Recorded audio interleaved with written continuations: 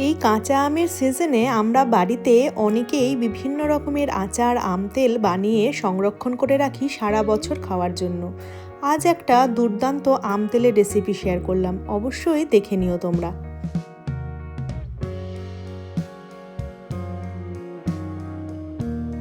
কাঁচা আমের টক ঝাল মিষ্টি বিভিন্ন রকমের আচারই তোমরা বাড়িতে বানিয়ে থাকো এবং খেয়ে থাকো। আম তেলও তোমরা বাড়িতে বানাও, কিন্তু আজকে আমি একদম অন্যরকমভাবে একটা আম তেল বানাবো, যেটা কিনা আমি আমটাকে ঝুড়ি ঝুড়ি করে কেটে বানাবো। তাই আমি এটার নাম দিয়েছি ঝুড়ি আম তেল। এই সিজনে মানে আম ফোরানোর আগে কাঁচা আম মার্কেটে থাকতে থাকতে অবশ্যই এই আম তেলটা বানিয়ে দেখো, অসাধারণ খেতে লাগে। একবার বানালে প্রত্যেকবার বানাবে, সেই গ্যারেন্টি আমি দিচ্ছি।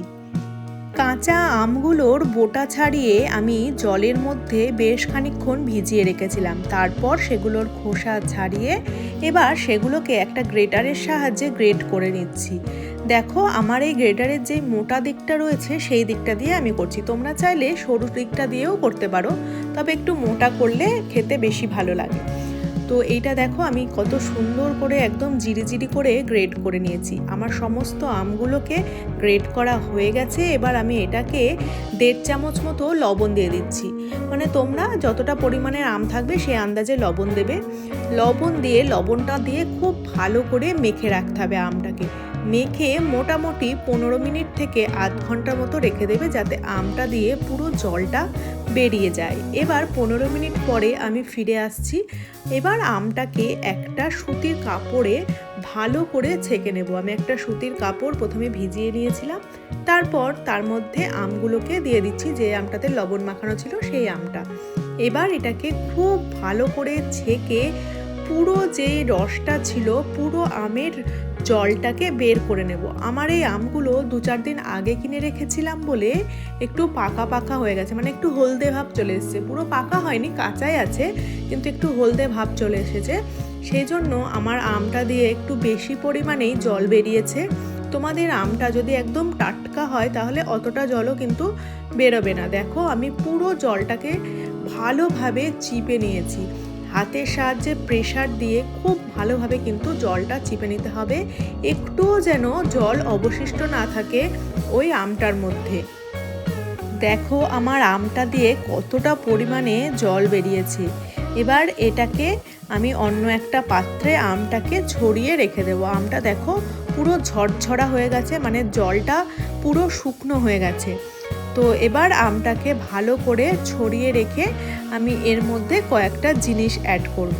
তো সেগুলো কি দিচ্ছি তোমরা দেখতে থাকো, আর ভিডিওটাতে অবশ্যই কিন্তু একটা লাইক দিয়ে দাও, আর সাবস্ক্রাইব করে নাও চ্যানেলটাকে যদি এখনও না করে থাকো, আর একটা কমেন্ট দিয়ে যাও যে আমার আজকের রেসিপিটা কেমন লাগলো।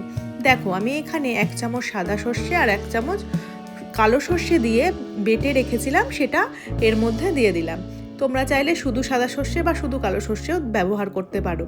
আর দিয়ে দিচ্ছি একটু চিনি, মানে তোমরা যদি খুব একটু টকটক খেতে চাও তাহলে কম চিনি দেবে, আর যদি চাও যে একটু মিষ্টি টাইপের খাবে তাহলে একটু বেশি পরিমাণে চিনি দেবে। আমি একটু বেশিই দিলাম, আমার একটু মিষ্টি মিষ্টি ভাবটা বেশি ভালো লাগে, মানে টক ঝাল মিষ্টি সব রকম টেস্টই কিন্তু এটাতে পাওয়া যাবে। এবার এদিকে একটা ছোট কড়াই আমি গ্যাসে বসিয়ে দিয়েছি, তার মধ্যে বেশ অনেকটা তেল দিয়ে দিলাম। এখানে দেখে নাও তোমরা আমি কতটা পরিমাণ তেল দিয়েছি।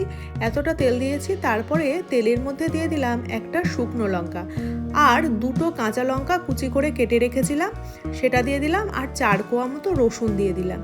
রসুনটা দিলাম যাতে আচারটা তাড়াতাড়ি নষ্ট না হয়। এবার গ্যাসের ফ্লেমটা বন্ধ করে 1 চামচ লঙ্কার গুঁড়ো, 1/2 চামচ হলুদ গুঁড়ো, 1/2 চামচ জিরে গুঁড়ো আর 1/2 চামচ ধনে গুঁড়ো দিয়ে দিলাম।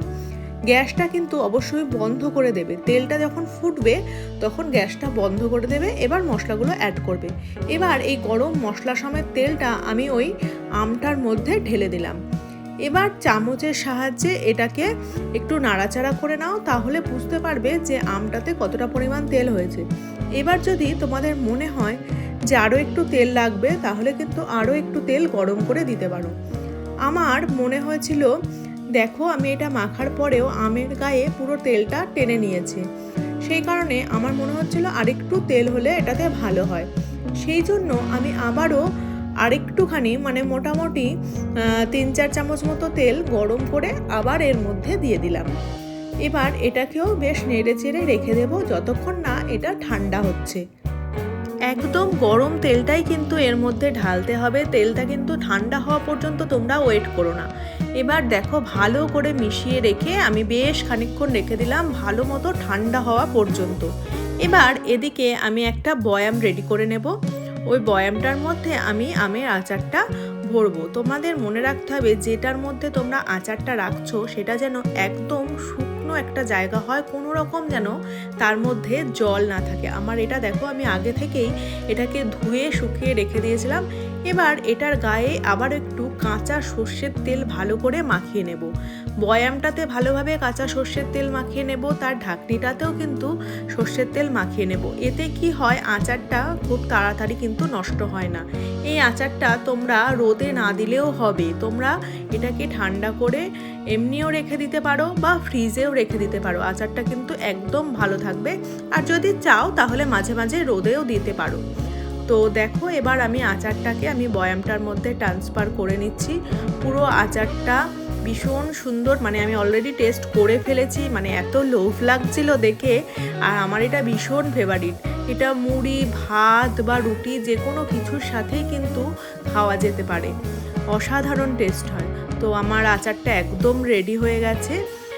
দেখো কি সুন্দর তেল তেল মতো হয়েছে, একদম প্রপার আম তেল, অসাধারণ খেতে। তো তোমরা অবশ্যই এটা বাড়িতে বানাও আর কমেন্ট করে আমাকে জানিও যে কীরকম লাগলো তোমাদের। আশা করি ভালো লাগবে আর এরপর থেকে প্রত্যেক বছর তোমরা বানাবে।